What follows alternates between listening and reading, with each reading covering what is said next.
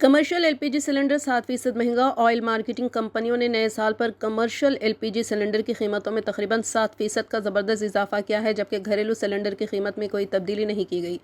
मुल्क की सबसे बड़ी oil marketing company Indian oil corporation की वेबसाइट के मुताबिक दिल्ली में 19 किलो का कमर्शियल एलपीजी सिलेंडर जुमेरात से 1,691 रुपये 50 पैसे हो गया है। यह जून 2025 के बाद से बुलंद तरीन सतह पर है।